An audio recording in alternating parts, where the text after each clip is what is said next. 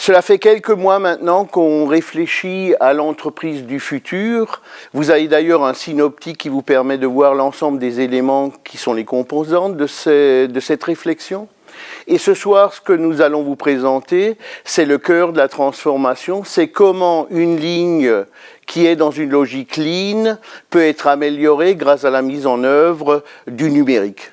La question qu'on peut se poser, c'est quel est le lien entre le numérique et le lean? Quand on met en œuvre le lean dans une entreprise, on va créer des flux, on va certes éliminer des gaspillages, mais on va surtout réduire également les variabilités.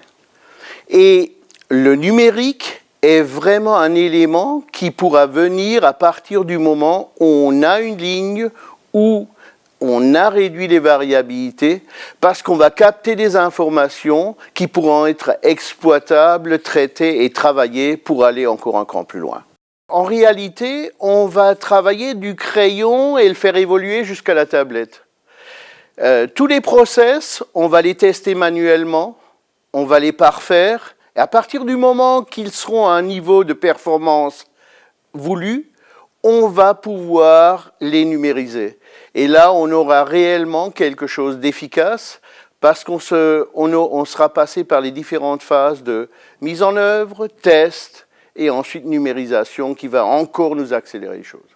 Donc les différents éléments qu'on a mis en œuvre pour vraiment accélérer et vraiment montrer que le numérique supporte une ligne qui est dans un bon niveau de ligne vont vous être présentés maintenant. Nous sommes sur une ligne de fabrication de chariots où nous avons 7 postes en flux continu. L'information de ce qu'il y a réalisé sur chaque poste va être véhiculée grâce à cette étiquette de fabrication. Et puis, au fur et à mesure, on va monter des éléments qui vont nous permettre de faire un produit fini, prêt à être envoyé à nos clients. Donc, la planification de cette ligne de fabrication va être réalisée grâce à la boîte iJunka ou la boîte de nivellement. En réalité, sur cette boîte, nous avons au niveau horizontal l'ensemble des heures qui vont nous permettre de suivre la fabrication. Et sur la partie verticale, on a les différentes familles de produits qui sont regroupés dans une fourchette de temps similaire. En fait, cette boîte, elle va être remplie ce soir pour la production du jour d'après. Et qu'est-ce qu'il faut faire? Il faut qu'on affecte un numéro dans l'ordre qui va nous permettre ensuite de réaliser notre production avec ce regroupement qui est le regroupement le plus efficace pour la fabrication. Au début de la journée suivante, en fin de compte, on va prendre les étiquettes dans l'ordre de la boîte et on va commencer à monter les produits dans cet ordre-là. Donc la première étiquette, on a un premier chariot et ensuite on va continuer par les autres étiquettes jusqu'à, au bout, terminer la journée avec l'étiquette numéro 37. En fin de journée de production, la boîte iJunka sera vide. Et à ce moment-là, nous aurons atteint une productivité à 100% et nous aurons la capacité de livrer tous nos clients dans les délais. Une boîte iJunka gérée numériquement, en fin de compte, on va mettre les étiquettes dans l'ordre, mais on ne sera plus obligé d'y noter un numéro, puisque l'incrémentation et la numérotation va se faire d'une manière totalement automatique.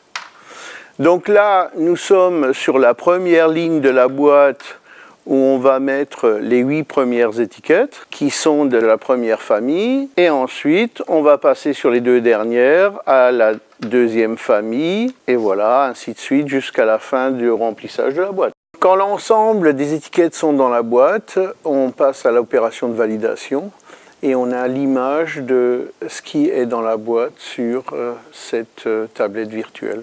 Dans la fabrication traditionnelle, je vais prendre mon étiquette numéro 3, qui est un cadre standard, que je vais puiser ici.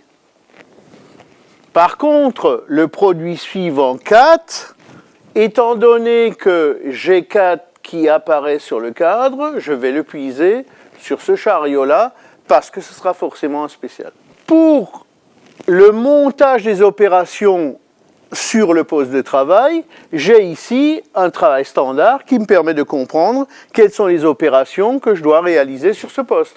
À partir du moment où on gère cette information d'une manière numérique, on va retrouver sur la tablette le numéro qui est affecté à l'étiquette de fabrication. Dans ce cas-là, c'est le numéro 3. Et on voit d'une manière directe que c'est des pièces standards qu'il faut prendre pour réaliser ce produit. Maintenant, l'étiquette qui suit est la numéro 4. Celle-là, elle est affectée à un produit spécial percé. Donc là aussi, directement, on a cette information grâce à la visualisation sur la tablette. Un dernier point, c'est que sur cette visualisation, on a également la possibilité de mettre l'ensemble des informations sur le déroulement du montage du produit. Le suivi du tact est un élément très important dans la mise en œuvre du Lean parce que c'est à travers ce suivi-là que l'on va être sûr que l'on est au bon moment pour livrer les clients dans les délais.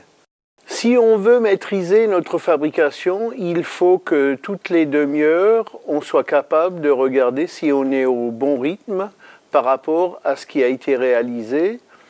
Donc, l'outil qui nous permet de faire ça, c'est le pitch tracking, où toutes les demi-heures, vous faites le point entre ce qui a été prévu et ce qui a été réellement réalisé. Et ceci se fait d'une manière traditionnelle, à la main, sur le dernier poste de travail de la ligne. Donc là aussi, le suivi du rythme de la demande du client peut être fait d'une manière totalement numérique. Donc dans ce cas-là, on a un écart de 2 pièces en retard. Maintenant, on vient de basculer à 1 pièce en retard. On est au niveau de notre contrat. Et puis, si on prend de l'avance, on va le voir apparaître en bleu. Et donc, la couleur vous permet d'avoir une information très claire. Nous sommes sur le poste de perçage des cadres. 4 types de perçage sont possibles avec 4 gabarits différents. En fait, dans la méthode traditionnelle, nous allons être obligés de figer ce programme de fabrication très longtemps avant l'utilisation des pièces sur la ligne, étant donné que nous allons percer aujourd'hui ce que nous allons mettre sur la ligne de fabrication demain. Donc ça, c'est un gros inconvénient de cette méthode-là.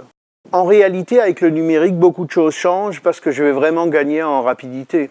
Je vais prendre le besoin sur la boîte iJunka qui sera validé et ce besoin va apparaître en direct sur ma tablette qui est à côté du poste de travail de l'opérateur qui va voir que le cadre numéro 6 a un perçage numéro 4 et quand il l'a réalisé, il va valider et continuer sa fabrication.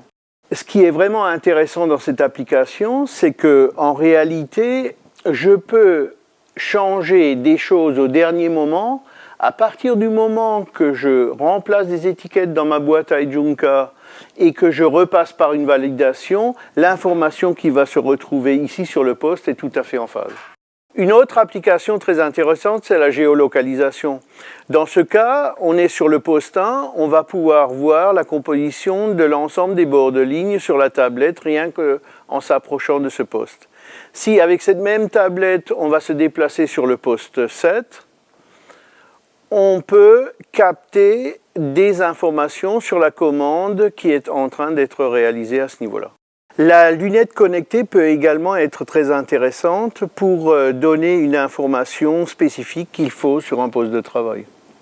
Donc ce qui est vraiment intéressant dans l'application qu'on vient de vous présenter, c'est qu'on est local et rapide et on peut faire des changements en dernière minute, contrairement à une méthode traditionnelle où on est long et figé.